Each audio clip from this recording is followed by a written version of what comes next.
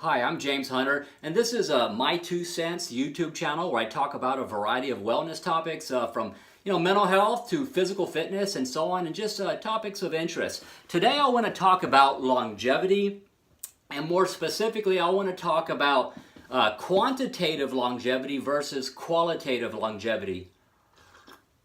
A lot of things come to mind when we talk about longevity. We think about being able to live a long time. How long are you going to live? Now, certain things, hereditary genetics, when we look at that, it obviously, there's a connection there, and that some people are just programmed to, they have a potential to live longer than other people. They may be more resilient in terms of how much stress they can tolerate. There's a saying, or a concept rather, it's called the diatheses stress model. And what that talks about is essentially what is your genetic endowment and how that interacts from stress from the environment. You look at those two things. But that's a different topic we can go into, and there's also a topic of epigenetics and how we can influence the expression of our genes. But I want to stay on topic for this video specific to longevity. And not just what plays into that, like lifestyle and exercise and nutrition and strength training and all that. What I want to talk about, in addition to those things in this video, is people's mental attitude, their belief system, and what their values are, and how that ties into longevity. A lot of times, if you're in the fitness industry, such as myself, I've been a personal trainer. I am a personal trainer. I'm a mental health counselor. I also am an addiction counselor. So I have my experience working with different situations with individuals that are trying or working on improving their overall wellness and health. And what you will have sometimes are people who will minimize or rationalize, and I call it or refer to it as fatalistic thinking, fatalism. And what these individuals will do is say, and here it goes, you've heard it before, we're all going to die someday, right? I'm going to die anyways. Die young and have a good-looking corpse, right, for the coffin. So you'll get this kind of a statement or outlook. So, you can get into a discussion with people and, as far as, quality of life and what that means, and also what are the motivations to do things to take better care of yourself. So I want to talk about one category of individuals. In my lifetime, I have seen people that while they did reach an age above the average mean age, you'll see them be 80s or 85, maybe they might even reach 90 or better. The issue of that is that what is their quality of life, and what's the point to living to be in 90, 95? I've even seen some people live to be 100. What's the point of getting there if the last 15 to 20 years of your life you are completely dependent on other people as far as your activities of daily living? You can't even take a bath. You can't walk to check the mail. A lot of these individuals, if they don't have a home care, they'll be in a nursing home. And I'm not talking about individuals who have a disability per se. Sometimes you do see people, due to not taking care of themselves, they'll have a stroke in their 40s, early 50s, and due to that, now they are in a nursing home. But the individuals I'm speaking of, you may not even have something like that happen. What you'll see is a progressive and gradual decline in physical strength, atrophy in muscle, and just weakness, brittle, fragile bones, because they're not having the stimulation necessary to have the bone mineral density you need as a protective factor as you get older. They lose the muscle mass, so they become very weak, fragile, and no energy. So yeah, you're alive and you're existing, but if you're in a situation where you need to be independent, you're screwed. So essentially your quality of life is you're existing. Other people have to completely take care of you. I don't know about you, and I don't say this to be antagonistic or mean, but that's not a life that I would want to have. What's the point, like I said, of making it to 95, 100, making it to 85? If you're not going to be, having an experience, a quality experience of living your life here. Existence, simply for me anyways, is not enough. So when you look at two situations, let's give an example of, say, one person. Let's say they're programmed, maybe they might make it to 78 or 85.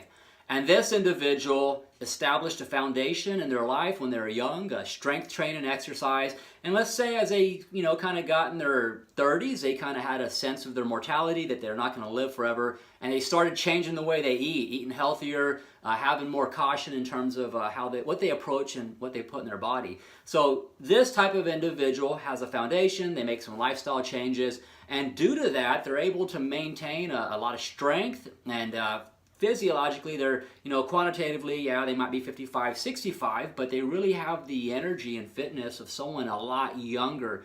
Therefore, you'll see individuals like this very active. I see them in the gym. If you go to a pub somewhere, I'll see some guy 65, 75 years old playing pool, looking a hell of a lot better than people 20 years younger than him.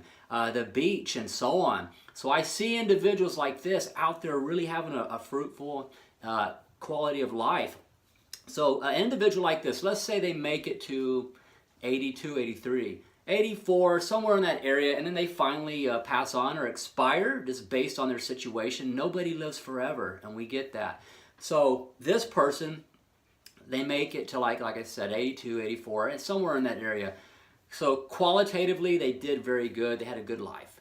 Now, you can have another individual, quantitatively, let's say they make it to 90, maybe 95. But the last 20 years of their life, they can't do anything. They're completely dependent on other people. Their health is not good, so physically they don't feel good, and so on. And this also affects your mental health, your psychological well-being, and so on. So although you have an individual who may have quantitatively, in terms of, if you're counting years, lived longer than the other individual who maybe didn't make it to, an older age, who truly had longevity in their life from a qualitative standpoint. And that's what I want to encourage people to think about. If you have, maybe you get depressed, maybe you just, you can't see the long-term goal. You're, maybe trying to start exercising or eating better, and you're just thinking about, I want to see results now. I've been working out a few days, a whole week. So, you don't see results yet. So, I want to encourage you to understand that making a change in lifestyle is a process over time, and small changes over time can add up to big changes and be life-changing. No matter what you do today, 10 years from now, 5 years from now, regardless of what you do, whether you get a plan to take better care of yourself, to have a balanced life, or you don't, 5 or 10 years will go by no matter what. So it behoove you and it would benefit you to start considering that, your health. How valuable is that to you is going to be reflected in a change in behavior. And the thing is, while you're feeling comfortable per se, relatively speaking, it's not as salient of an issue. And unfortunately, people don't get motivated into action until, they may have a crisis, being diagnosed with diabetes type 2, adult onset late in life, because you've been sitting on your butt, for a good part of your adult life, and you've gained 40, 50 pounds. Other health concerns may arise, and for some individuals that may be enough. Others it may not. So it's a matter of perception and how you and what your values reflect are going to have an effect on motivation to change behavior. So back to my point, who had truly had longevity? For me, it's about the quality of life. If I make it to 85 and I'm kicking ass for most of those years, going and doing things I want, having a vibrant life, full of stimulation, things that bring me happiness, and I'm able to, experience other people, do things, situations, and have a good time. That's a good life. And for me, if that's my situation, whatever my years are, then I by far had a more longevity in terms of the quality and performance and those kind of things, versus somebody who just hung on to maybe 90 and so on. I've seen some individuals I know who have grandmothers that have made it to 100 years old, but the last 25, 30 years of their life, it's ridiculous. They can't do anything. And so that's not necessary. Science has proven, research has proven in terms of strength and conditioning. The CDC website even speaks to it. How strength training increases bone mineral density. It's a protective factor for falls, keeping your strength and condition and maintaining that throughout your life as you age, especially more important as you age, because things happen a lot quicker if you haven't been doing anything. sarcopenia, osteoporosis, atrophy. All these things are going to happen to people who don't have a plan to continue to have stimulation, giving your body a reason to continue to adapt and be strong and maintain strength.